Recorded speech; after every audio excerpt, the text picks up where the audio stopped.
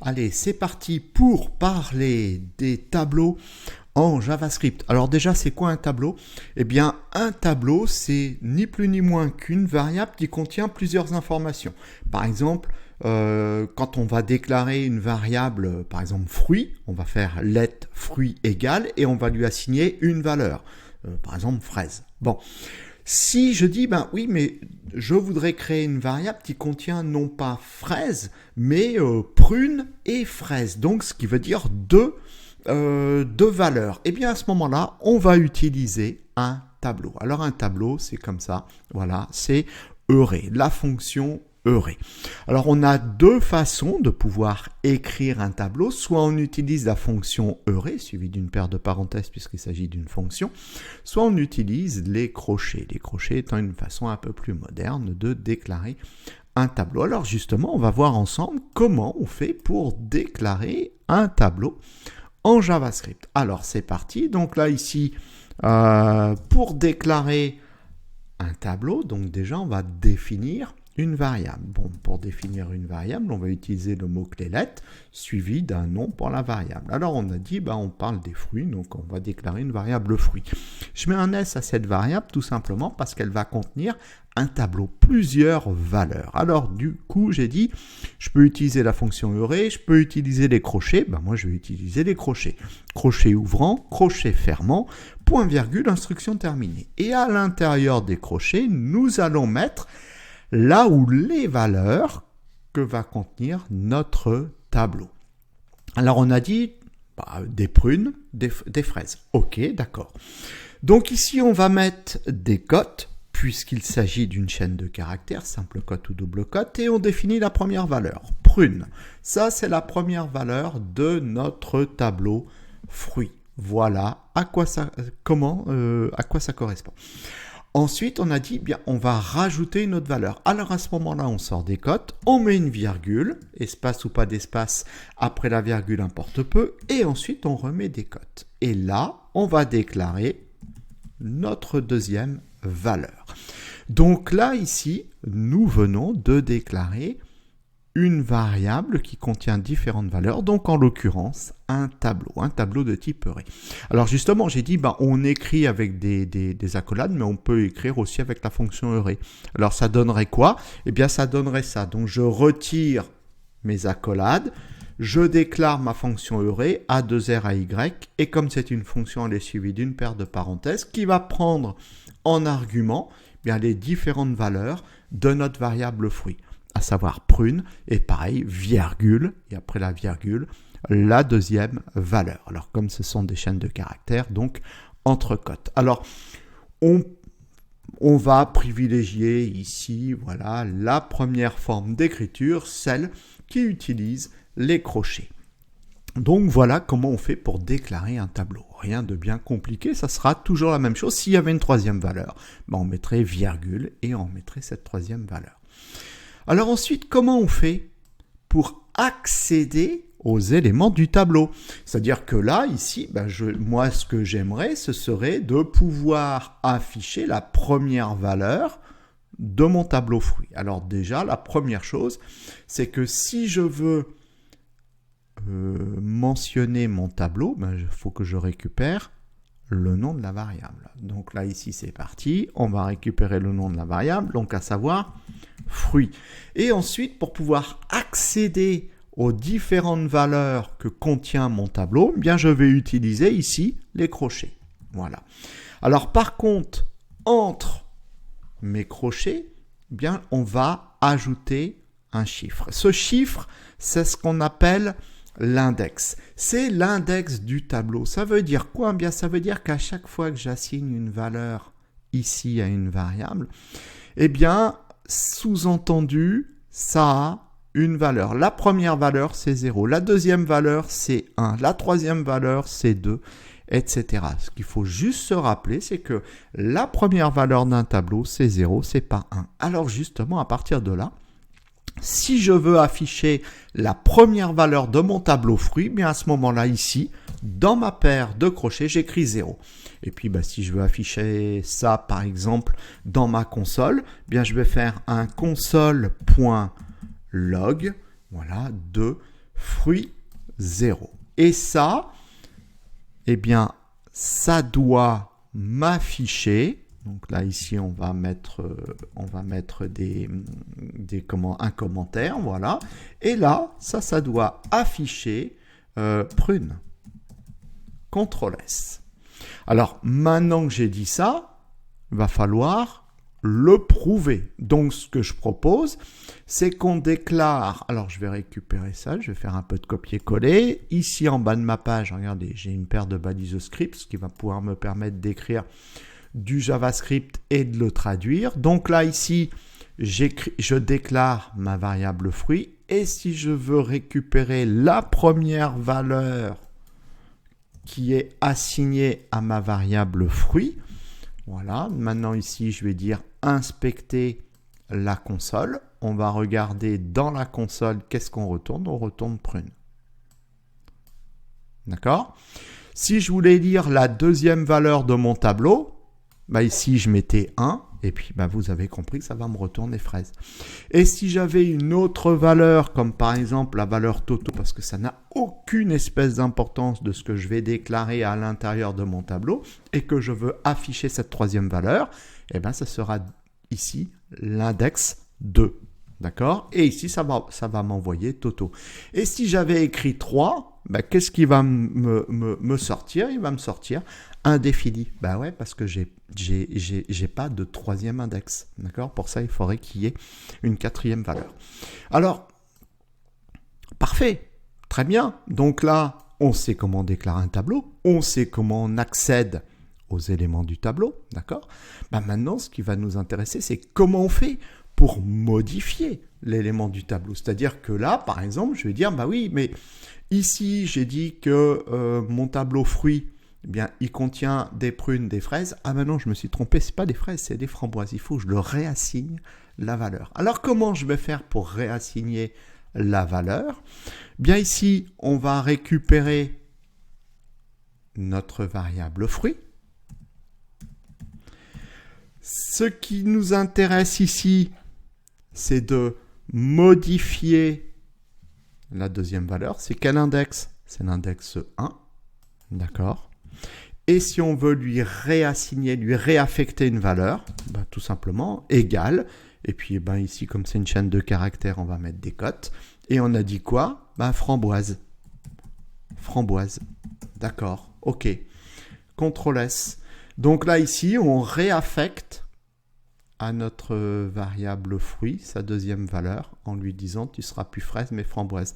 Donc du coup, ça veut dire que si on fait derrière un console.log de carrément notre variable fruit, voilà, bien ça va afficher quoi ce truc-là? Ça va afficher quoi ce truc-là? Eh bien, ça va afficher, hop, voilà, ici je mets mes commentaires, ben, ça va afficher prune, mais pas fraise, plutôt framboise. Voilà, puisque là, on a réaffecté la valeur. Alors maintenant, je le dis, je le prouve. OK? Donc, on revient ici dans notre console. Voilà. Je vais revenir comme on était à l'initial. CTRL-S. Je vais retirer ici console.log de fruit. Et là, je vais dire, ben, justement, je veux réassigner ma valeur. Donc là, ici, j'ai dit premier index. Je veux remplacer fraise par framboise. Et maintenant, je veux écrire ce que contient, CTRL-S, mon tableau. Ben, regardez, prune et framboise. Alors, ce qui est intéressant, c'est que si je fais un console.log de ma variable fruit avant la réaffectation, donc là, par exemple, je vais mettre ici avant modif,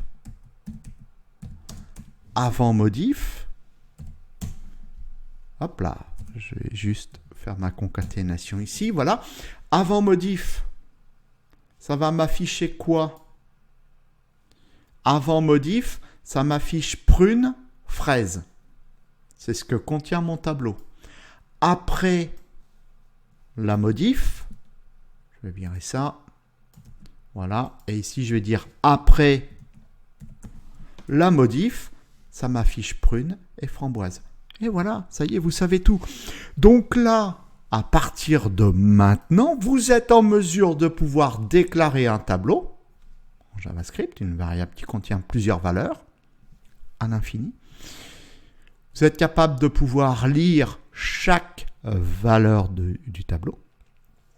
Et également, vous êtes capable de pouvoir modifier chaque valeur du tableau. Donc, maintenant que vous savez ça, eh bien, on va enchaîner sur un petit exercice. Allez, c'est parti pour mettre en application ce que nous venons d'apprendre. Alors, l'idée serait de créer une variable qui va contenir une liste d'animaux. On va afficher ce contenu dans une liste non ordonnée et puis on permettra également la possibilité de pouvoir modifier un animal issu de cette liste de tableaux.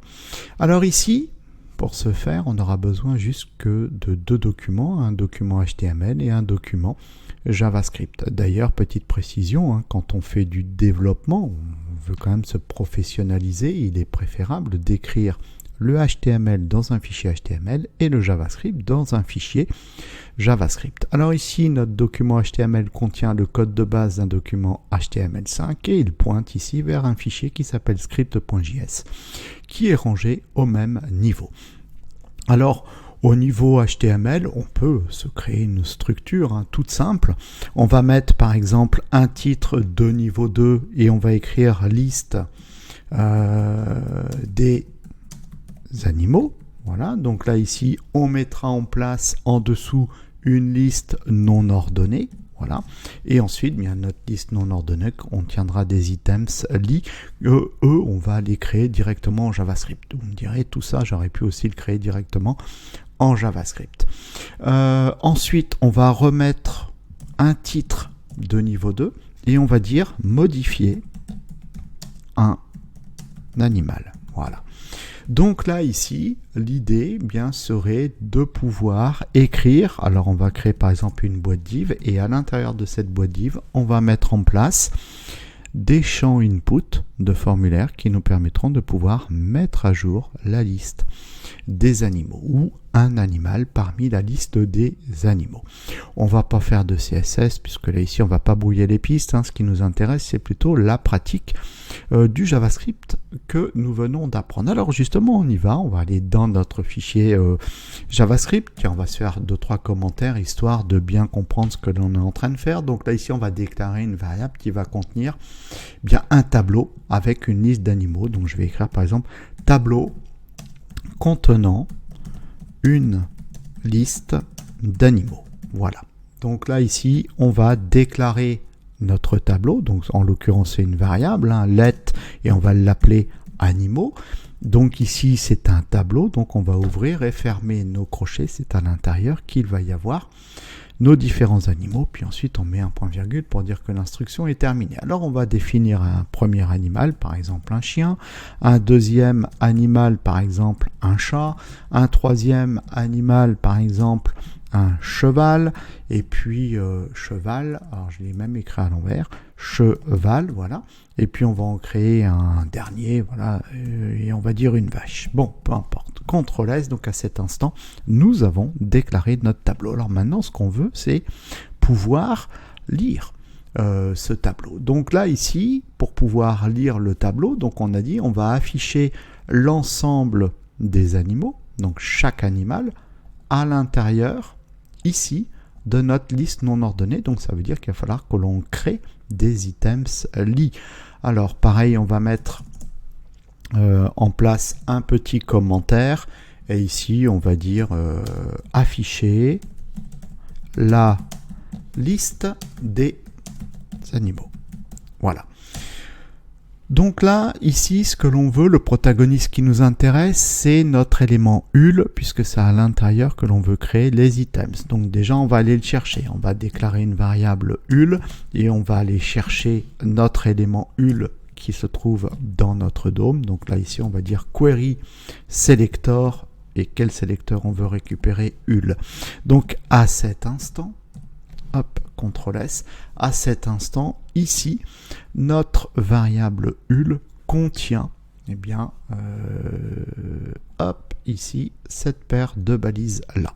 Et nous, ce que l'on veut, c'est écrire à l'intérieur de cette paire de balises. Et on veut écrire quoi? On veut écrire chacun des animaux se trouvant dans le tableau. Alors pour ce faire, déjà, il va falloir que l'on parcourt notre tableau. Donc là, pour parcourir le tableau, on va partir de notre variable qu'on souhaite parcourir et on va lui chaîner la méthode forEach. Donc là, la méthode forEach va faire une boucle, va itérer en fait chacun des animaux qui se trouvent à l'intérieur du tableau. Alors comment on écrit ça? Bien en fait, notre boucle va aller parcourir la première information, le premier index.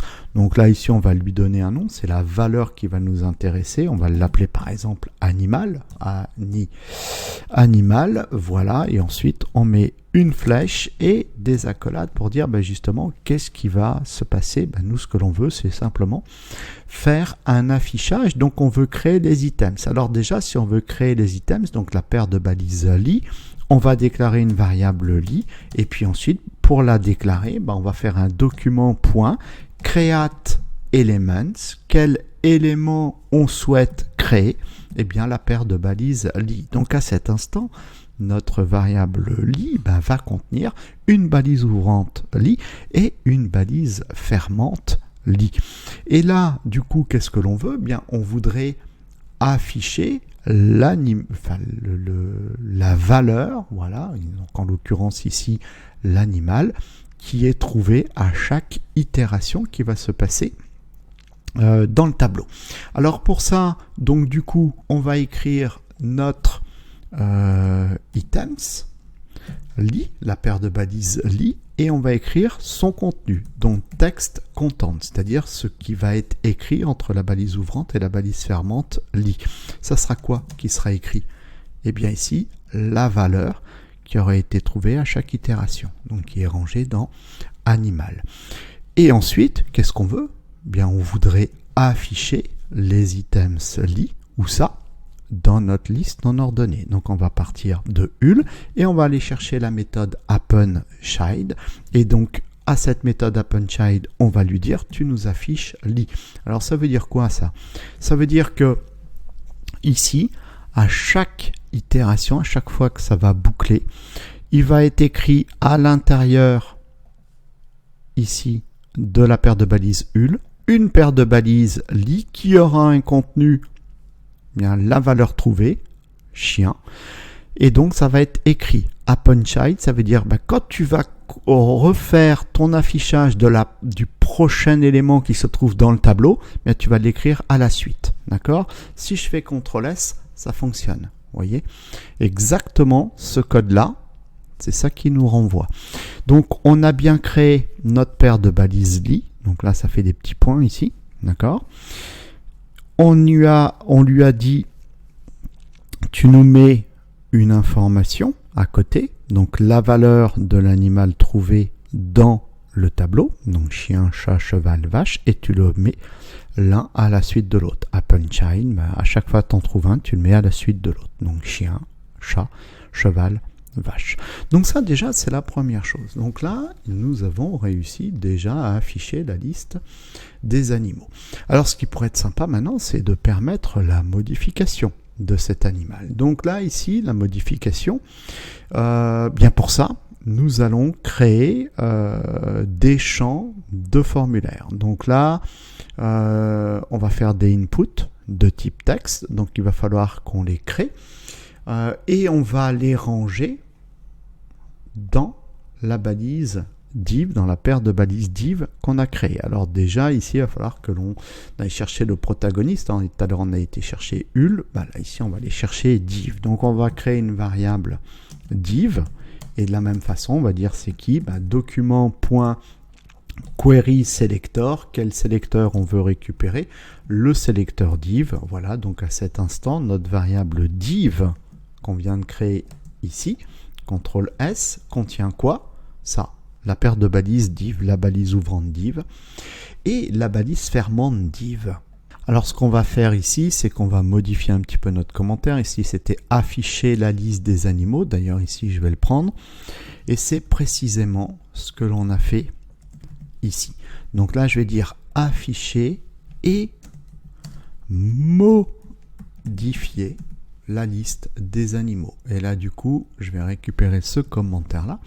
Et c'est ce que nous allons faire maintenant à l'intérieur de notre boucle, c'est-à-dire, en fait, permettre de pouvoir modifier la liste des animaux. Donc là, du coup, on a dit, mais on va créer des champs input, des champs de formulaire. Donc là, on va créer une variable qu'on va appeler input, et pour pouvoir le créer, comme on a fait tout à l'heure, on a créé des éléments lit, ben là, on va créer des éléments input. Donc, on va faire un document .create create elements, hop, create element, un seul. On va créer quoi? Un input. Ok. Donc à cet instant, nous venons de créer une balise input. Ensuite, on peut préciser son type. D'accord? Ça peut être un input de type texte, de type number, etc. Donc nous, ce serait un input de type texte. Alors à ce moment-là, on part de notre variable input qui contient la balise input et on va lui chaîner sa propriété type, et on lui donne une valeur. Nous, on a dit texte. Voilà. Donc là, on vient de créer une balise chevron ouvrant input, espace, attribut type égal, et donc double cote texte, double cote et chevron fermant. Voilà ce qu'on vient de créer. Alors maintenant, on va également écrire la valeur, donc à l'intérieur de ce champ input, la valeur de l'animal. Donc à ce moment-là, ici, il va falloir qu'on aille chercher quoi? Il va falloir qu'on aille chercher la propriété value. Donc là, ici, on part de notre variable input et on va chercher la propriété value et on va lui dire valeur égale quoi? Le nom de l'animal qui se trouve dans le tableau. Donc pour chaque itération. Alors après, on peut mettre des signes égales l'un en dessous de l'autre. C'est plus agréable visuellement quand on lit notre code. Alors maintenant, histoire que nos champs input ne soient pas l'un à côté de l'autre, mais l'un en dessous de l'autre, bien je propose que l'on crée un paragraphe par exemple. Donc on va créer une variable P et on va dire que ça sera égal, la même chose, document.create elements, quel élément je veux créer? Je veux créer une paire de balises P. Et donc du coup, le fait d'avoir fait ça, bien maintenant, ici, ce qui va m'intéresser, c'est d'écrire dans la boîte div qui est là, un paragraphe et à côté, et dedans, le input. Et à chaque fois qu'il y a un input, eh bien, se crée un paragraphe. Alors pour ce faire, on va se mettre par ici, voilà. Donc pour ce faire, ici, on va partir de notre élément P, donc c'est la création du paragraphe, et à l'intérieur, on va lui dire append child, tu vas nous créer, et bien ici, un input qui vient d'être défini juste au-dessus. Et ensuite, CTRL S, pour que ça s'affiche à l'intérieur de la div elle est déclarée ici, donc on va chercher notre variable div, et on va lui dire append child, et donc là, pareil, tu vas nous écrire le contenu du paragraphe, de chacun des paragraphes, et automatiquement, on récupère bien toutes nos valeurs. Alors maintenant, l'idée, c'est que ici, c'est au lieu d'avoir chien, ça soit écrit Toto, bien, quand c'est écrit Toto, automatiquement, ici, on doit changer la valeur et écrire le mot Toto. C'est ça l'idée. Donc, comment on fait? Bien là, il va falloir à ce moment-là que l'on crée un événement. Donc l'événement, ça va être lorsque la valeur du champ input est changée. Donc là, on va créer on va partir de notre champ input, on va aller chercher un écouteur d'événements qui s'appelle ADD Event Listener. Donc il y a une paire de parenthèses. À l'intérieur, on va mettre une cote et dire c'est quoi qu'on veut écouter. On veut écouter le changement. Donc on va aller chercher un événement change. Ça c'est le premier argument de notre méthode Add Event Listener. Deuxième argument. Alors attention, j'ai juste retiré la cote, c'est pour ça qu'il n'est pas content. Deuxième argument, on va lui donner une petite fonction anonyme, voilà, avec une ouverture, une fermeture des accolades pour dire, mais justement, qu'est-ce qui doit se passer lorsque l'utilisateur va changer l'information qui se trouve dans le champ de formulaire? Eh bien, ce que l'on veut, c'est modifier la valeur qu'il y a dans le tableau. Donc à ce moment-là, pour modifier la valeur qu'il y a dans le tableau, on va créer nous-mêmes une fonction qu'on va appeler modif animal, voilà. Donc là, on va appeler cette fonction. Alors, il va falloir qu'on l'écrive ensemble. Je vais aller là-haut, voilà. On va mettre un commentaire. On va dire modifier un animal. Voilà, et donc là, on va mettre en place notre fonction. Donc on a dit modif animal, on va écrire une petite fonction fléchée. Voilà, on fait du JavaScript moderne, ouverture, fermeture des accolades pour dire qu'est-ce qui va se passer. Alors, justement, là, ici, on a dit, bien, on voudrait modifier ici la valeur. Si par exemple c'est chien, ici, il va falloir que l'on modifie cet index, d'accord? Donc je viens de dire cet index. On a vu tout à l'heure dans la théorie que pour modifier l'index d'un tableau, la valeur d'un tableau, on le faisait par rapport à son index. Celui-là c'est l'index 0, celui-là c'est l'index 1, 2 ou 3. Donc pour pouvoir modifier par exemple le premier index, qu'est-ce qu'on fait? On prend le nom du tableau, animaux, on ouvre le crochet, on écrit 0, on ferme le crochet, puis on lui assigne une valeur. Donc là, on est sûr de modifier le premier index. Alors nous, on ne l'a pas. Ici, il va falloir que l'on puisse savoir de quel index il s'agit, de quel index on veut modifier. Alors à ce moment-là, ici, quand on a défini notre boucle for each, voilà, donc on avait défini une valeur animale. Donc la valeur animale, c'est la chaîne de caractères qui est parcourue dans le tableau, d'accord? Mais il faudra en même temps qu'on récupère aussi l'index. Comment on va faire ça?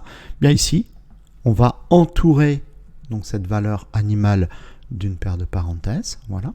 On va venir dans cette paire de parenthèses, on va mettre une virgule et ensuite on va écrire le mot index. Et le mot index va automatiquement récupérer la valeur 0, 1, 2 ou 3. Et ça nous arrange. Donc du coup, quand on est voilà ici, on va appeler notre petite fonction modif animal, on va lui envoyer quoi? On va lui envoyer déjà l'index pour savoir lequel il faut modifier. Donc ça c'est le premier argument. Et le deuxième, on va lui envoyer la valeur qui aura été modifiée par l'utilisateur. Comment on va faire? Ici à notre fonction anonyme, on va lui donner un paramètre E. Voilà. Et on peut l'appeler comme on veut. Toto si vous voulez, E c'est mieux. Et donc là ici, on va cibler la valeur, la nouvelle valeur qui est rentrée dans le champ de formulaire. Donc la cible, c'est target.value. Voilà. Et là-dedans, ça va contenir l'information qui aura été rentrée par l'utilisateur au moment où il va changer l'information. Hop, c'est pas du tout ça que je voulais faire. C'était CTRL S ici. Voilà. Donc, quand on appelle notre fonction modif animal, elle reçoit donc deux informations. Le premier, c'est l'index. Le deuxième, c'est le nouveau nom de l'animal. Je vais appeler ça nouvel animal, par exemple. Voilà. Et qu'est-ce que l'on va faire? On a dit, mais justement, pour le changer, il suffit de partir de la variable de notre tableau, aller chercher son index, là ici, voilà, et lui assigner une nouvelle valeur. C'est celle-là. C'est celle qui aura été changée par l'utilisateur. D'accord? Ok. CTRL S. Alors maintenant, si je dis à la place de chien, je mets Toto, qu'est-ce qui se passe? Il ne se passe rien, puisque là, ici, je n'ai pas changé. Pourtant, je vous garantis que là-dedans, ici, si je faisais un console log, je sais que j'aurais changé cette valeur du premier index. Mais là, ce n'est pas affiché. Pour que ce soit affiché, il va falloir ici que je puisse, dans mon écouteur d'événements, dire je vais modifier le contenu ici de mon items. Donc pour pouvoir modifier le contenu de mon items, je vais dire mettre à jour, mettre à jour le contenu de l'items. Voilà. Pour mettre à jour le contenu de l'items, donc on va partir de notre items, d'accord, li, qui est ici, voilà, et on va modifier son contenu. Point text content, on modifie son contenu, on le modifie par quoi? Par la nouvelle valeur qui aura été rentrée. Alors là, ici, je peux mettre directement ça, comme ça, ou alors je peux très bien mettre let new animal, je crée une variable, cette variable contient donc la valeur qui aura été rentrée par l'utilisateur, et du coup ce qui m'évite de faire de la répétition de code. Voilà, donc ici je lui dis voilà, new animal. Bon, CTRL S, maintenant je change, chien, Toto, donc je clique ailleurs, c'est changement, et voilà, ici on vient de mettre à jour ici le contenu, et c'est lequel que c'est. Vache, c'est à la place de vache, mais Momo, on s'en fiche royalement de la valeur qu'on rentre. Voilà, je mets bien à jour le bon items. Donc, voilà, vous voyez, c'est alors un exercice complexe, d'accord, mais au demeurant simple, puisque c'est exactement tout ce qu'on a appris. On a appris à lire l'information d'un tableau et à modifier l'information d'un tableau, donc modifier la valeur du contenu d'un tableau. Donc c'est exactement ce qu'on vient de faire, mais avec de la vraie, ici un vrai programme, une vraie manipulation, donc ce qui permet de bien s'entraîner à écrire ce genre de programme. C'est pas très compliqué, mais c'est important, voilà, d'être à l'aise en JavaScript. Et donc bien voilà comment on est capable de pouvoir faire quelque chose d'interactif, sans reload de page, sans rien du tout, ce qui permet de changer des informations en temps réel. Et voilà, ce tuto est à présent terminé. Donc là, vous êtes en mesure de pouvoir lire et modifier un tableau en JavaScript. Alors regardez, ici j'ai mis un petit 1, lire et modifier un array, ça veut dire quoi? Ça veut dire qu'il y aura d'autres tutos autour des tableaux en JavaScript, histoire de pouvoir savoir bien manipuler ces informations. Alors ici, si vous avez envie d'aller plus loin en JavaScript, si vous voulez apprendre le JavaScript moderne en ma compagnie, sachez que j'ai à votre disposition un cours de près de 14 heures. Donc là, ici, on va apprendre à manipuler le DOM, à augmenter l'expérience utilisateur. Donc on fera un peu de théorie, mais beaucoup de pratique. Alors, donc ce tuto est à présent terminé. J'espère qu'il vous a plu. Faites-le moi savoir si c'est le cas. Et puis bien, restez fidèles pour la suite des aventures.